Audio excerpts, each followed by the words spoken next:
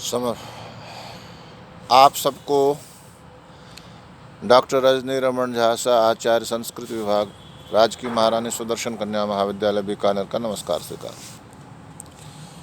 अभिज्ञान शाकुंतलम के 7वें अंक में इंद्र के पास से लौटते हुए मातली जो सारथी है इंद्र के रथ का और राजा दुष्यंत के बीच की बातचीत चल रही है।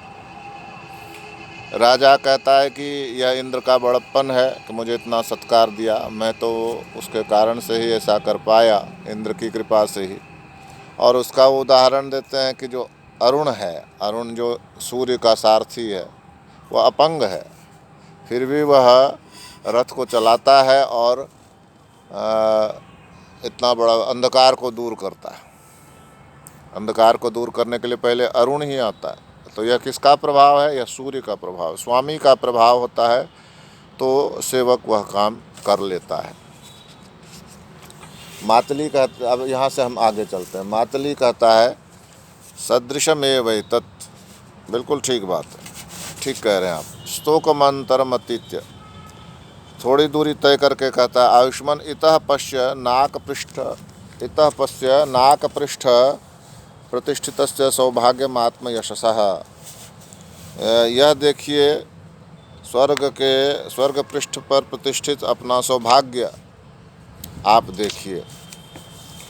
आपका जो यश है यह स्वर्ग के पृष्ठ पर, नाक पृष्ठ पर, स्वर्ग के ऊपर आपका सौभाग्य प्रतिष्ठित है, आपका यश प्रतिष्ठित है। कैसे? उदाहरण से समझ में आएगा। विचिच्छित्य शेषैः सुरसुंदरीणां वर्णैरमी कल्पलतांशुकेव विचिन्त्य गीतक्षममर्थजातं दिवौकसस्त्वच्चरितं लिखन्ति। अमी दिवौकसः सुरसुंदरीणां विचित्य शेषैः वर्णैः। ये देवलोक की सुंदरियों के, अमी दिवौकसः देवलोक की सुर सुंदरियों के, देव सुंदरियों के, विच्छित्त शेषैः वर्णैः, अंगराग से जो बचा हुआ वर्ण है, रंग है, उसके द्वारा कल्पलतांशुकेषु, कल्पलता के वस्त्रों में, यानी कल्पलता के वस्त्रों का अर्थ क्या हुआ? कल्पलता से प्राप्त वस्त्रों, जो कल्पलता के वस्त्र बनाए जाते होंगे, लता होगी इस तरह के। हमारा वस्त्र भी तो कपास से ही आता है ना, तो कपास से रुई, रुई से फिर धागे, धागे से फिर वस्त्र बनता है। तो उसी तरह से कल्पलता से बनाए गए वस्त्रों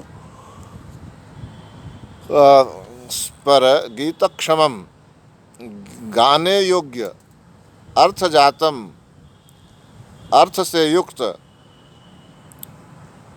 विचिन्त्य, सोचकर, त्वच्चरितम लिखन्ति, लिख रही हैं, लिखती हैं।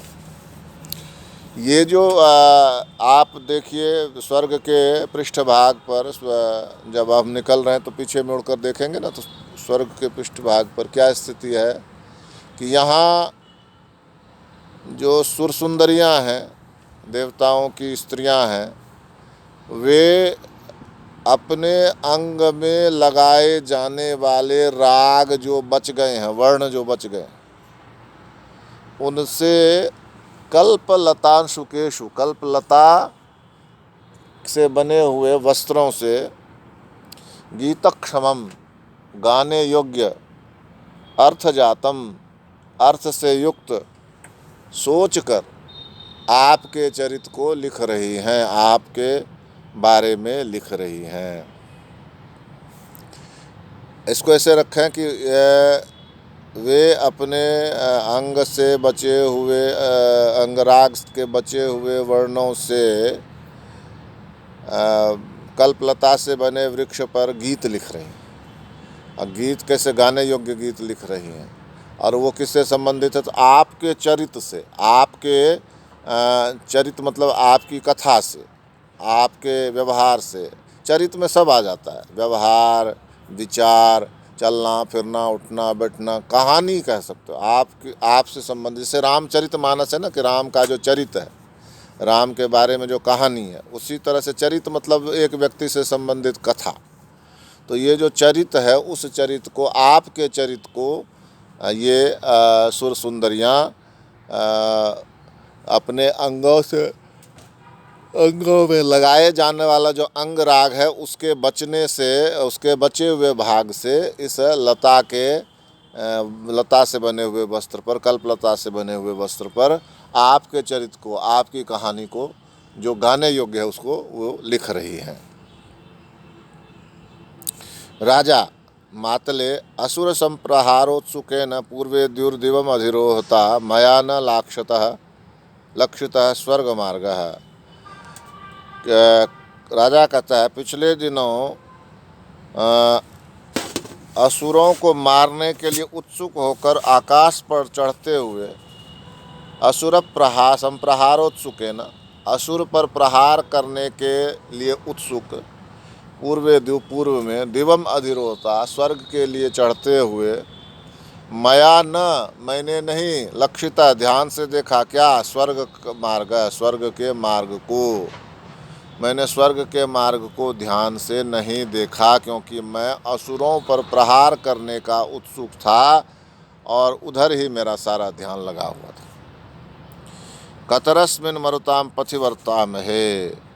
अब तुम मुझे यह बताओ कि हम कतरस्मि मरुताम पथि, वायु मार्ग में,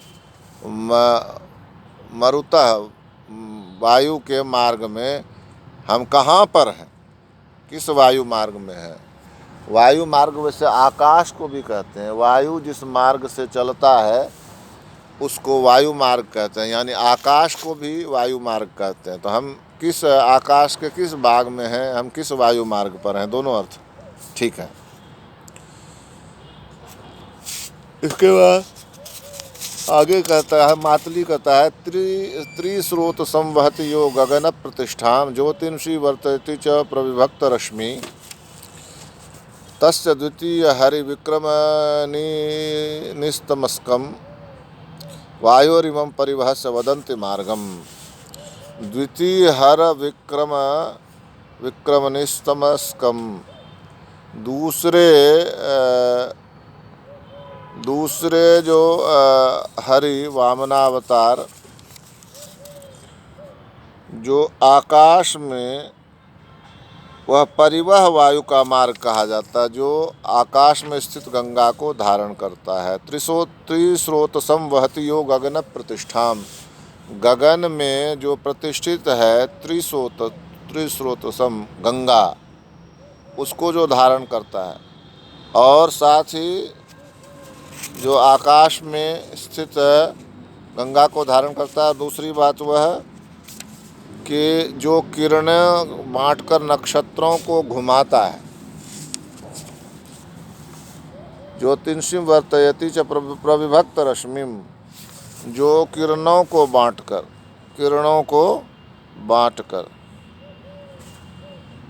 क्या करता है, विभाजन करके नक्षत्रों को घुमाता है।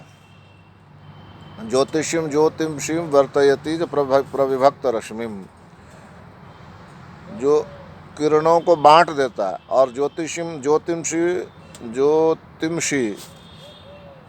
और किरणों को बांट देता है और नक्षत्रों को घुमाता है। ज्योतिषी वर्तते। और इसके बाद आगे कहता है, तस्य द्वितीय हर विक्रम निस्तमस्कम, उसका जो इस मार्ग को परिवह वायु का मार्ग कहा जाता है। यह वामन अवतार में विष्णु के दूसरे कदम के रखने से पाप रहित है। यह जो मार्ग है, यहाँ पर विष्णु ने पांव रखा था, क्या कहा, त्रिस्रोतसम वहति यो गगन प्रतिष्ठाम ज्योतिषीं वर्तयति च प्रविभक्त रश्मि तस्य द्वितीय हरि विक्रमनिस्तमस्कम, तस्य द्वितीय हर विक्रमणी, हरि विक्रम, यहाँ हरि ने निस्तमस्कम, इसके ऊपर अपना दूसरा चरण रखा था, और इस कारण से वायुरिमं परिवहस्य मार्गम वदन्ति मार्गम, इस वायु मार्ग को परिवह वायु मार्ग कहते हैं। यह वायु मार्ग क्या है? और परिवह वायु मार्ग है। और इसके अलावा इसकी विशेषता क्या है कि यह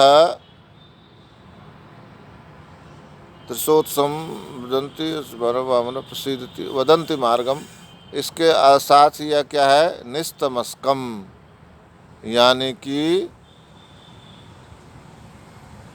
जिसका पाप रहित है, जो वामन अवतार के क्रम में